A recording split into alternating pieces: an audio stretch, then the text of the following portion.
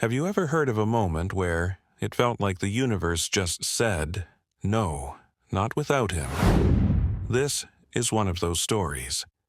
It begins not in some ancient myth or movie plot, but in Tripoli, Libya, just a few weeks ago.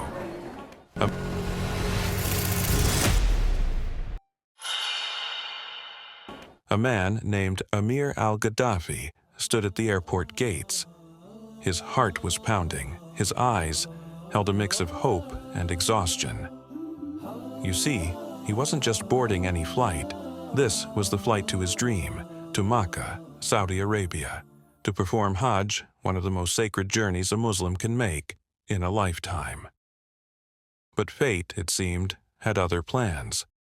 When Amir reached the counter, he was denied boarding. The reason? A paperwork issue. Some say it was a visa error. Others claim it was just bureaucracy doing what it does best, being cold, complicated, and indifferent. He begged, he pleaded, told them he had waited years for this, that Hajj isn't just a trip, it's a once-in-a-lifetime act of faith. But the officials didn't budge. The plane took off without him, or so they thought, because just 20 minutes into the flight, something strange happened. The aircraft turned back. At first, it was brushed off. A routine technical issue, nothing serious. Just a safety check, they said. Passengers were taken off. The flight was rescheduled. Amir saw the plane again. This time, he tried once more to get on board, but again, he was denied. Denied a second time, and again, the plane took off without him. But here's where it gets truly bizarre. It turned back, again, 2 takeoffs, 2 unexpected returns, and the same missing passenger. This time, the captain came out himself. In front of the passengers, the crew, the airport staff, he made a statement that would stun everyone. He said, and I quote, "I swear I will not fly unless Amir is with us."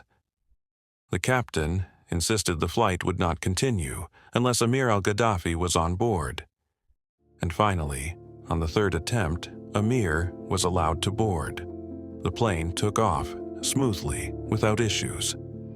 This story, real, recent, and verified, has spread like wildfire across Arab media and social networks. News outlets like Al Hadith covered it. Videos of Amir, emotionally thanking God, surfaced online. Millions watched. But what actually happened here? Was it just a string of coincidences or something deeper? Let's explore Theory 1. Divine intervention. For many, especially in the Muslim world, this wasn't just coincidence, it was a miracle. A clear sign that when something is meant for you, nothing can stop it. Hajj isn't an ordinary trip. It's believed that only those invited by God actually get to go. So when Amir was blocked not once, but twice, and the plane literally returned both times, it felt like destiny screaming, "You're not leaving him behind." Theory 2. Human intuition or subconscious bias. Some believe the captain may have sensed something was wrong. Maybe it was Amir's emotional pleas, or the silent reactions of others. It's rare, but not impossible, for pilots to feel a gut instinct, especially after repeated issues. Could it be that the captain's subconscious linked the problems to Amir's absence? Was it logic or intuition? Theory 3. System error plus timing illusion. Skeptics offer a more technical explanation. Maybe the flight had issues completely unrelated to Amir. Engine sensors, a pressure valve, just coincidence. But here's the thing. Even if it was coincidence, the odds of a plane returning twice, both times Amir was left behind, and only flying successfully when he boards, that's not common, that's chilling. And there's one more angle that people aren't talking about enough. Faith versus system. This moment wasn't just about Amir, it was about a man's devotion, and a system built to ignore that. Airports are cold places. Flights run on time, not feelings. Pilots follow checklists, not prayers, but something cracked that day. The captain, a man trained in logic, safety, and routine, made a spiritual decision.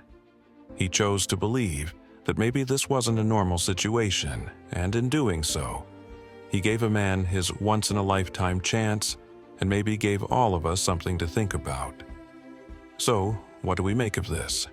A miracle, a coincidence, or a system glitch that accidentally revealed something deeper?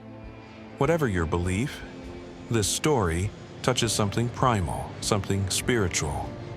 It reminds us there are forces we still don't understand, moments that break all logic, destinies that no gatekeeper, no document, no denial can stop, and maybe, just maybe, that's the hidden truth behind this flight.